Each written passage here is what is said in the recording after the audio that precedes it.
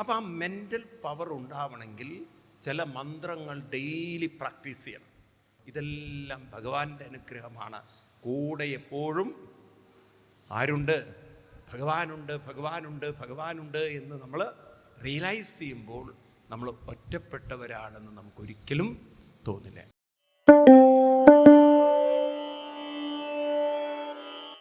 ഹരേ രാമ ഹരേ രാമ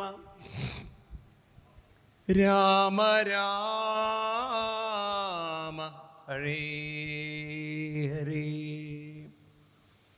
ഹരേ കൃഷ്ണ ഹരേ കൃഷ്ണ കൃഷ്ണ കൃഷ്ണ ഹരേ ഹരേ ഹരേ രാമ ഹരേ രാമ രാമ രാമ ഹരേ ഹരേ ഹരേ കൃഷ്ണ ഹരേ കൃഷ്ണ കൃഷ്ണ കൃഷ്ണ ഹരേ ഹരേ സർവത്ര ഗോവിന്ദനാമ സങ്കീർത്തനം. ഒന്നുകൂടി ഉഷാറായില്ലേ? സർവത്ര ഗോവിന്ദനാമ സങ്കീർത്തനം.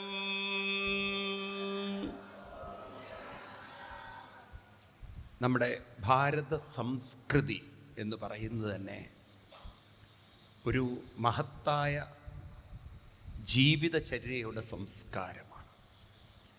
പലപ്പോഴും നമ്മൾ ഈ മതം എന്ന് പറയുന്നത് ഏറെ തെറ്റായി മനസ്സിലാക്കിയ ഒരു കാലഘട്ടത്തിലാണ് നമ്മൾ കിടക്കുന്നത്. അതായത് മതം എന്ന് പറഞ്ഞാൽ ഒരു ക്ഷേത്രത്തിൽ പോയി തൊഴുത് പ്രാർത്ഥിക്കുക എന്നതാണ് ഇപ്പം പൊതുവെ ഹിന്ദുക്കൾ കരുതിയിരിക്കുന്നത്. എന്നാൽ അതല്ല അത്. ക്ഷേത്രങ്ങളൊക്കെ ഉണ്ടാകുന്നതിന് മുമ്പ് ഭാരത സംസ്കാരമുണ്ട്. ക്ഷേത്രങ്ങളൊക്കെ വന്നിട്ട് 2000 വർഷങ്ങളേ ഉള്ളൂ. അപ്പം അതുകൊണ്ട് നമുക്ക് എന്താണ് നമ്മുടെ സംസ്കൃതി എന്ന് പരിചയപ്പെടണമെങ്കിൽ ശാസ്ത്രങ്ങളിലേക്ക് നോക്കണം. അപ്പം അതിനാണ് നമ്മൾ ഈ ഭാഗവത പുസ്തകമൊക്കെ എടുത്ത് വയ്ക്കുന്നത്. അപ്പം അതിലെ ചില ശ്ലോകങ്ങളെങ്കിലും നമുക്ക് ഉൾക്കൊള്ളാൻ പറ്റിയാൽ നമുക്ക് മരിക്കുന്നത് വരെ വേണ്ടുന്ന മാനസിക ശാരീരിക ആരോഗ്യവും സാമൂഹിക ബന്ധങ്ങളും നമുക്ക് നിലനിർത്താൻ പറ്റും. ഇന്നിപ്പം നോക്കൂ, നമ്മൾ ഇന്ന് ആരോഗ്യപരമായി വളരെ മോശമാണ് മനുഷ്യൻ്റെ അവസ്ഥ. പ്രതിരോധം നഷ്ടപ്പെട്ടുകൊണ്ടല്ലേ കോവിഡൊക്കെ വന്നപ്പോൾ നമുക്ക് വാക്സിൻ വേണ്ടി വന്നത്. സ്വയം പ്രതിരോധിക്കാനുള്ള ശക്തി മനുഷ്യന് നഷ്ടപ്പെട്ടു. അതേപോലെ തന്നെ നമുക്ക് ഇന്ന് ഹെൽത്ത് ഇഷ്യൂസ് കൂടി വരികയാണ്. പണ്ട് ഇത്ര നമ്മൾ ഷുഗറും ഇത്ര കിഡ്നി പ്രശ്നങ്ങളും ഡയാലിസിസ് സെൻ്ററുകളൊക്കെ ഇത്ര ഉണ്ടായിട്ടുണ്ടോ? ഇത്രയും ഹോസ്പിറ്റലുകളുണ്ടോ? ഇത്രയും ക്യാൻസർ സെൻറ്റേഴ്സ് ഉണ്ടോ? നോക്കൂ നിങ്ങൾ. ഇന്നിപ്പോൾ അനങ്ങിയാൽ ബയോപ്സി കൊടുത്താൽ പെട്ടുപോയി. അപ്പം പറഞ്ഞു സ്റ്റേജ് 3 ആണ് 4 ആണ്. ആണോ അല്ലയോ? എന്താ മിണ്ടാത്തത് നിങ്ങൾ? കൊച്ചു കുട്ടികൾക്ക് വരെ ഇന്ന് ക്യാൻസർ വരുന്ന അവസ്ഥയാണ്. കഴിഞ്ഞ ദിവസം നമ്മുടെ ക്യാൻസറിൻ്റെ RCCയിൽ ഡോക്ടർ പറയുന്നു, പെൺപിള്ളേർ 10, 30, 40 വയസ്സുള്ളതാണ് മാമോഗ്രാമൊക്കെ ചെയ്യാൻ വേണ്ടിയിട്ട് വന്നുകൊണ്ടിരിക്കുന്നത്. കാരണം അത്രയും ക്യാൻസർ കൂടി വരുന്നു. മനുഷ്യന് രോഗം ചെറുപ്പത്തിലേ പിടികൂടുകയാണ്. അപ്പോൾ ഒരു വശത്ത് രോഗങ്ങൾ, വേറൊരു വശത്ത് ടെൻഷൻ, സ്ട്രെസ്സ്, വേണ്ടാത്ത മാനസിക പ്രശ്നങ്ങൾ, വേറെ വശത്ത് സ്നേഹമില്ല, ആർക്കും സത്യസന്ധമായിട്ടുള്ള ഒരു കെയറിങ് ഇല്ല, അപ്രിഷിയേഷൻ ഇല്ല, അംഗീകാരമില്ല, ഒക്കെ കൂടെ മാനസികമായും പ്രശ്നങ്ങൾ ആണോ അല്ലയോ? മനുഷ്യൻ വളരെയധികം ഇന്ന് സംഘർഷത്തിലാണ്, ബുദ്ധിമുട്ടിലാണ്. ഇതൊക്കെ എങ്ങനെ നമുക്ക് നേരിടണം? ഇതെല്ലാം എങ്ങനെ പരിഹരിക്കണം? അതിനൊരു കൃത്യനിഷ്ഠമായ ജീവിതചര്യ വേണം. കാരണം ഹെൽത്ത് എന്ന് പറയുന്നത് രോഗം വരുമ്പോൾ വിഴുങ്ങുന്ന ഗുളികകളല്ല. ഹെൽത്ത് എന്ന് പറയുന്നത് ഒരു കൃത്യനിഷ്ഠമായൊരു ജീവിതചര്യകളിലൂടെ കിട്ടുന്ന ഒരു പ്രതിരോധ ശക്തിയാണ്. ഇപ്പം രാവിലെയൊക്കെ എണീക്കുക, അതൊരു ജീവിതചര്യയായിട്ട് മാറണം. ഭാഗവതം കേൾക്കുന്നത് എന്തിനാണ്? ഒരു ജീവിത ചിട്ടയുണ്ടാവാൻ. അല്ലാതെ നിങ്ങൾ ഭാഗവതം കേട്ടിട്ട് ശങ്കരൻ വീണ്ടും തെങ്ങലായതുകൊണ്ട് ഒരു കാര്യമില്ല, ഉള്ളത് പറയാലോ. അങ്ങനെ ഭാഗവതം കേട്ടുകൊണ്ട് ഒരു ജീവിതം മാറ്റം ഉണ്ടാകുമ്പോഴേ അപ്പം നമുക്ക് ചില ചിട്ടകൾ വേണം, ഒരു കൃത്യനിഷ്ഠ വേണം ജീവിതത്തിൽ. ഒരു രാവിലെ ആകുമ്പം എത്ര മണിക്ക് എണീക്കണം? 8 മണിക്കെങ്കിലും എണീക്കണം. 8 മണിക്കാണോ എണീക്കേണ്ടത്? രാവിലെ ഒരു 5 മണിക്കൊക്കെ എണീറ്റ് ശീലിക്കണം. എന്നിട്ടോ ബാത്റൂം പോയിട്ട് വീണ്ടും കടന്നുറങ്ങണം. ബ്രഹ്മമുഹൂർത്തമല്ല, ബ്രഹ്മമൂത്രം. അതാണ് പലരുടെ അവസ്ഥ. അപ്പം നോക്കൂ, ഞാൻ പറയണത് നമ്മുടെ കുട്ടികളിൽ പലർക്കും ഇത്തരം ഒരു സംസ്കാരം ഇന്ന് ഇല്ല. മുതിർന്നവർക്കൊരു പക്ഷേ നിങ്ങൾക്കൊക്കെ ഉള്ളവരായിരിക്കാം, അത് ഉള്ളവർ വളരെ കുറവാണ്. ഒരു ജീവിത ചിട്ട വേണം. പിന്നെ എന്താ ചെയ്യേണ്ടത്? ചില കാര്യങ്ങളൊക്കെ നമ്മൾ മനസ്സിലാക്കിയെടുക്കണം. എന്താണ് ജീവിതം എന്നത്? അതിനെക്കുറിച്ച് നമുക്ക് വലിയ പിടിയൊന്നുമില്ല, നമ്മളങ്ങനെ ജീവിക്കുകയാണ്. അപ്പം ഈ ജീവിതം എന്ന് പറയുന്നത്, ശ്രദ്ധിക്കുക നിങ്ങൾ, മനസ്സും പ്രാണനും ശരീരവും. ഇതൊക്കെയാണ് മനസ്സ്, പ്രാണൻ, ശരീരം. അപ്പം നമ്മുടെ ഈ ശരീരം മുഴുവൻ ചലിപ്പിക്കുന്നത് പ്രാണശക്തിയാണ്. ആരാണ്? ആ പ്രാണശക്തി മുഴുവൻ കോർഡിനേറ്റ് ചെയ്യുന്നത് മൈൻഡ്, തോട്ട്സുകളാണ്. അപ്പം മനസ്സ് എവിടെ ഇരിക്കുന്നു? ഇന്നും ശാസ്ത്രത്തിന് കണ്ടുപിടിക്കാൻ പറ്റിയില്ല. ഈ കാലഘട്ടത്തിലും മനസ്സ് എവിടെ എന്ന ചോദ്യത്തിന് ഉത്തരമില്ല.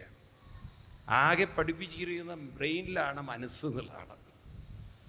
എവിടെയാണ്?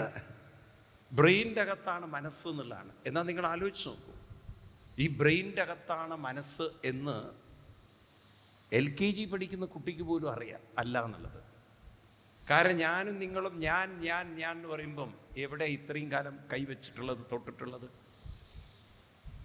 അറിയാതെ അബദ്ധത്തിലെങ്കിലും ഇവിടെ വന്നിട്ടുണ്ടോ കൈ? ദേ ഞാനും കൂടെ വരുന്നു, എന്നെയും കൂടെ ഒന്ന് കൊണ്ടുപോകണം. കൊച്ചുകുട്ടി പോലും കൈവയ്ക്കുക എവിടെയാണ്? അപ്പം എന്താ ഞാൻ എന്ന് പറയുമ്പോൾ നമ്മൾ ഇവിടെ കൈവയ്ക്കുന്നു? ഇവിടെയല്ലല്ലോ ബ്രെയിൻ ഉള്ളത്, ഇവിടെയല്ലേ?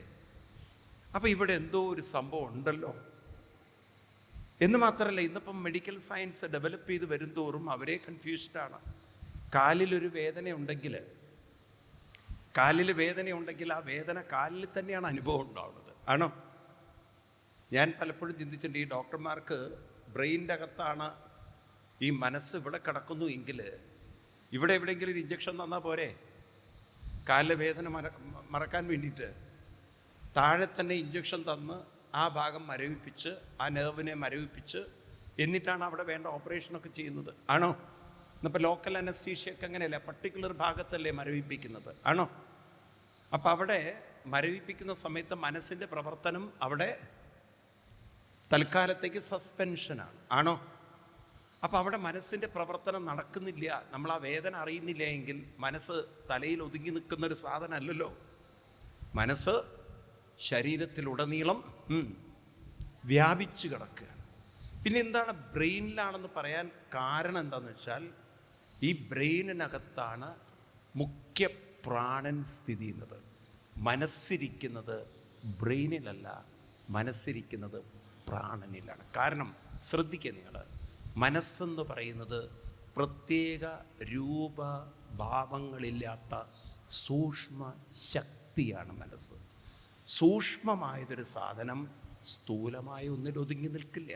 കാരണം സൂക്ഷ്മമായതിൻ്റെ വ്യാപ്തി, സൂക്ഷ്മമായതിൻ്റെ ഏതൊരു വസ്തുവും സൂക്ഷ്മമാകുമ്പോൾ അതിൻ്റെ, ഇപ്പം നോക്കൂ, ഈ റൂമിനകത്ത് വായു എന്ന് പറഞ്ഞു കഴിഞ്ഞാൽ, ഈ റൂമിനകത്താണ് വായു നിൽക്കുന്നതെന്ന് പറഞ്ഞു കഴിഞ്ഞാൽ, അത് ശരിക്കും കെട്ടിക്കൊട്ടി അടച്ചു കഴിഞ്ഞാലൊക്കെ പറയാം ഇതിൻ്റെ ഉള്ളിലാണെന്ന്. പക്ഷേ ഇതിൻ്റെ ഉള്ളിൽ ഒതുങ്ങി നിൽക്കുന്നൊരു സാധനമാണോ?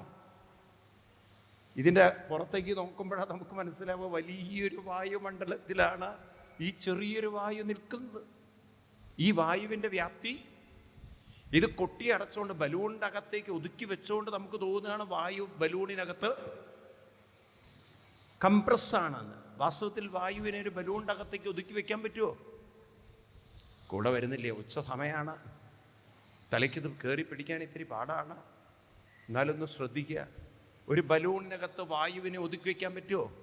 കാരണം സൂക്ഷ്മമായൊരു വസ്തുവിനെ സ്ഥൂലമായ ഒരു ഉപാധിക്കുള്ളിൽ ഒതുക്കി വെക്കാൻ സാധ്യമല്ല. ഈ ബ്രെയിൻ എന്ന് പറയുന്ന തലച്ചോറിന് പ്രത്യേക ഒരു രൂപഭാവങ്ങളുണ്ട്, ഉണ്ടല്ലോ. നിങ്ങൾ ചിത്രങ്ങളൊക്കെ കണ്ടിട്ടില്ലേ? അപ്പം ആ ഒരു രൂപത്തിനുള്ളിൽ, സ്ഥൂല വസ്തുവിനുള്ളിൽ ഒതുക്കി വെക്കാൻ പറ്റുന്നതല്ല സൂക്ഷ്മശക്തി. അത് അംഗീകരിക്കാൻ പറ്റില്ലേ? ഉൾക്കൊള്ളാൻ പറ്റില്ലേ? സൂക്ഷ്മമായതിൻ്റെ വ്യാപ്തി കൂടുതലാണോ കുറവായിരിക്കുമോ? കൂടുതലായിരിക്കും. അപ്പം അത് തലയ്ക്കുള്ളിൽ ഒതുങ്ങി നിൽക്കുന്നു എന്നൊക്കെ പറയുന്നത് അതുകൊണ്ടാണ് ശാസ്ത്രലോകം അതൊന്നും മുഴുവൻ ഉൾക്കൊള്ളാത്തത്. ഈ ബ്രെയിൻ്റെ അകത്താണെന്നുള്ള യുക്തിവാദികളുടെ ചിന്തകളൊന്നും ആധുനിക ശാസ്ത്രം ഉൾക്കൊള്ളാത്തത്. അപ്പം അതുകൊണ്ട് നമ്മുടെ ഭാരതീയ ഋഷിവര്യന്മാർ പറഞ്ഞു, മനസ്സിരിക്കുന്നത് എവിടെയാണ്? മനസ്സ് പ്രാണനിലിരിക്കുന്നു. എന്തെങ്കിലും യുക്തിയുണ്ടോ? പ്രാണൻ പോയാൽ മനസ്സും പോയി.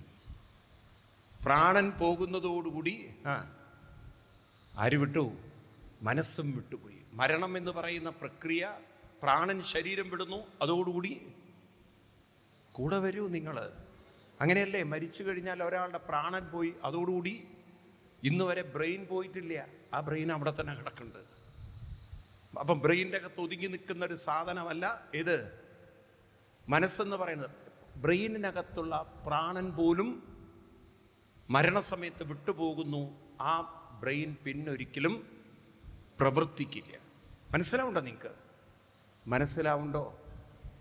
ഇതിന് പല പല യുക്തികളും നമുക്ക് നോക്കിക്കഴിഞ്ഞാൽ കാണാൻ സാധിക്കും. ഞാൻ ആ വിഷയത്തിലേക്ക് കൂടുതൽ കടക്കുന്നത് അറ്റ്ലീസ്റ്റ് നിങ്ങൾക്ക് ഇത്രയെങ്കിലും മനസ്സിലാവണം. ഇത് വിഷയം പഠിക്കേണ്ട ഒരു വിഷയമാണ്.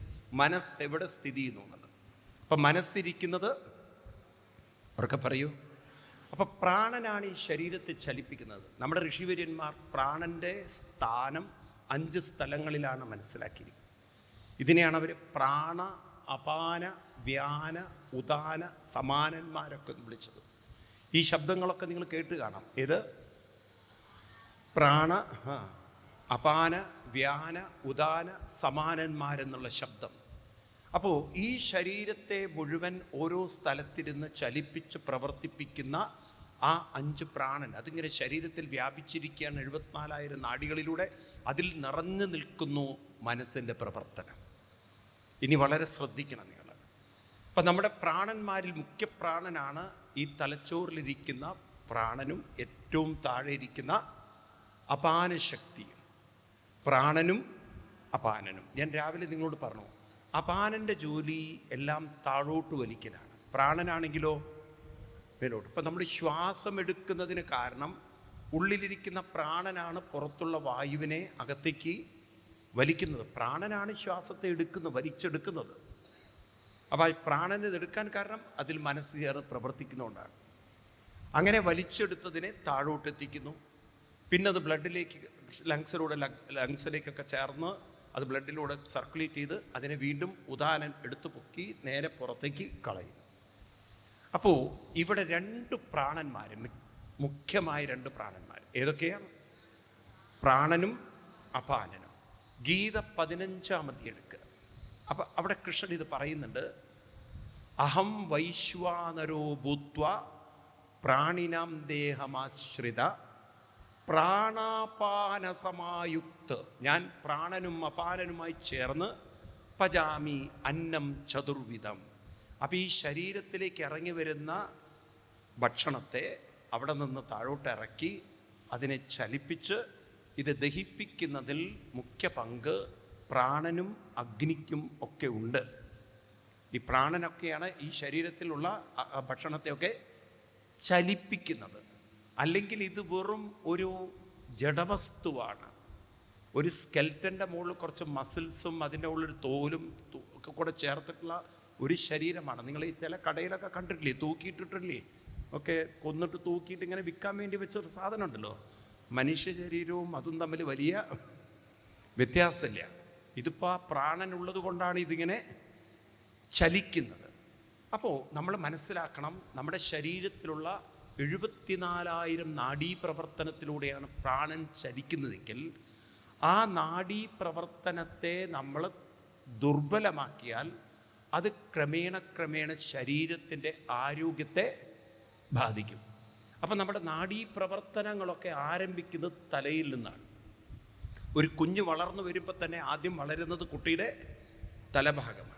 അപ്പോൾ ആ നാഡീപ്രവർത്തനത്തിന് ശക്തിപ്പെടുത്തണമെങ്കിൽ എന്ത് വേണം? ദിവസവും കുറച്ചു നേരം നിവർന്നിരിക്കണം. പ്രാണായാമം ഒക്കെ അതിന് വേണ്ടിയിട്ടാണ് പറഞ്ഞിരിക്കുന്നത്. കുട്ടിക്കാലത്തൊന്നും പ്രാക്ടീസ് ചെയ്യില്ല. അപ്പോൾ തലച്ചോറിലുള്ള പല നെർവസ് സിസ്റ്റങ്ങളും വീക്കാവും. പലതും വീക്കാവുമ്പോഴാണ് പിന്നീട് ശരീരത്തിന് ക്ഷീണം തോന്നുന്നതും ശരീരത്തിന് വേദന തോന്നുന്നതും ശരീരത്തിൻ്റെ ആരോഗ്യ പ്രശ്നങ്ങൾ ഉണ്ടാവുന്നതും. ഇപ്പം ശരീരത്തിന് വലിയ ആരോഗ്യ പ്രശ്നങ്ങൾ ഉണ്ടാവരുതെന്ന് ആഗ്രഹിക്കുന്നവർ ദിവസവും എന്ത് ചെയ്യണം? സമകായ ശിരോഗ്രീവം. എങ്ങനെ ഇരിക്കണം? വീട്ടിൽ നിന്ന് കൊണ്ടുവരണം ആ സാധനം. ഏത്? എന്ത് കൊണ്ടുവരണം? നട്ടെല്ല് കൊണ്ടുവരണം. നിവർന്നിരുന്ന് ശീലിക്കണം. അത് നമ്മൾ കുട്ടികൾക്കൊക്കെ ഒന്ന് പറഞ്ഞ് ശീലിക്കണം. നിവർന്നിരുന്ന് നമ്മുടെ നട്ടെല്ല് നിവർന്ന് ശീലിച്ചുകൊണ്ട് അങ്ങനെ ശീലിക്കുന്ന സമയത്ത് തന്നെ നമ്മുടെ പ്രാണശക്തി എങ്ങോട്ട് വരും? എങ്ങോട്ട് ഉയരും? മേലോട്ട് ഉയർന്നു വരും. ഇപ്പോൾ നോക്കൂ, നിങ്ങൾക്ക് വേണമെങ്കിൽ ഫോർ എക്സാമ്പിൾ നിങ്ങൾ തന്നെ നോക്കൂ. ഞാൻ ഒന്ന് പറഞ്ഞ് ആവർത്തിക്കുകയാണ് നിങ്ങൾക്ക് വേണ്ടിയിട്ട്. കാരണം പുതിയതായി പലരും വന്നിട്ടുണ്ടാവും. നിങ്ങളൊന്ന് കുനിഞ്ഞിരുന്ന് നോക്കൂ. എന്നിട്ട് നിങ്ങൾ ഒബ്സർവ് ചെയ്യുക നിങ്ങളുടെ പ്രാണശക്തി എങ്ങോട്ടാണ് ഫ്ലോ ചെയ്യുന്നത്. നട്ടെല്ല് നിവർന്നിരുന്ന് നോക്കൂ. അപ്പോൾ നിങ്ങൾക്ക് കാണാം നിങ്ങളുടെ തലച്ചോറിനകത്തേക്ക് ആ പ്രാണശക്തിയുടെ ഫ്ലോ കൂടി വരുന്നത്. അപ്പം നമ്മുടെ എല്ലാ വെയിൻസും അല്ലെങ്കിൽ നെർവസ് സിസ്റ്റം, വെയിൻസ് എന്നാണ് പറയുന്നത്. വെയിൻസ് എന്നല്ല പറയാം, നാഡികൾ എന്നാണ് പറയാം. എന്താണ്? നാഡീ ചികിത്സ എന്നൊക്കെ കേട്ടില്ലേ? ഈ നാഡികളുടെയൊക്കെ ശക്തി കൂടി വരുമ്പോൾ അങ്ങനെ പെട്ടെന്നൊന്നും സ്ട്രോക്കൊന്നും വരില്ല. പല ആളുകളും ആശുപത്രിയിൽ കിടന്ന് മരിക്കേണ്ട ഘട്ടം വരുന്നത് എന്തുകൊണ്ടാണെന്ന് വെച്ചാൽ ഈ പ്രാണന് വേണ്ടത്ര ശക്തി വരാതെ വരുമ്പോൾ, അപാനൻ്റെ ശക്തി കൂടുമ്പോൾ ഒരാളുടെ ബ്രെയിനിനകത്ത് തോട്ട്സിന് പ്രവർത്തിക്കാനുള്ള ഒരു ഉപകരണം ബ്രെയിനാണ്.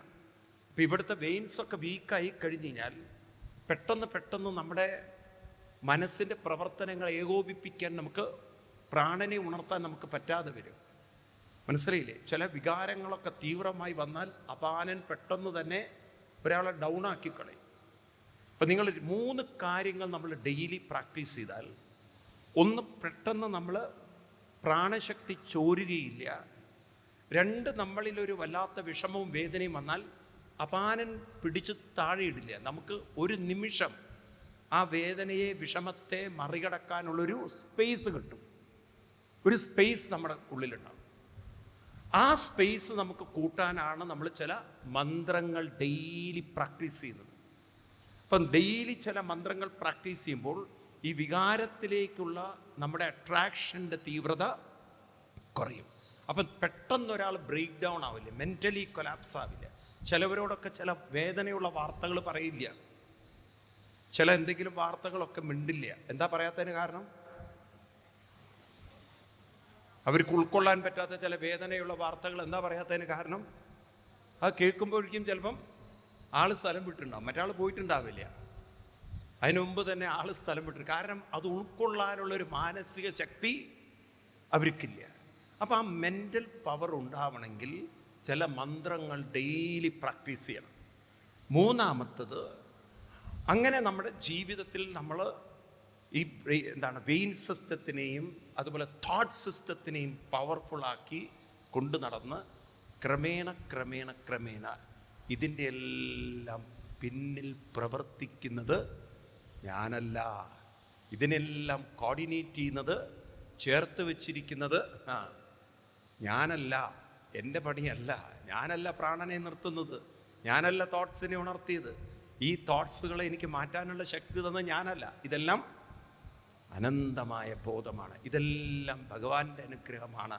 കൂടെ എപ്പോഴും ആരുണ്ട്? ഭഗവാനുണ്ട് എന്ന് നമ്മൾ റിയലൈസ് ചെയ്യുമ്പോൾ നമ്മൾ ഒറ്റപ്പെട്ടവരാണെന്ന് നമുക്കൊരിക്കലും തോന്നില്ല.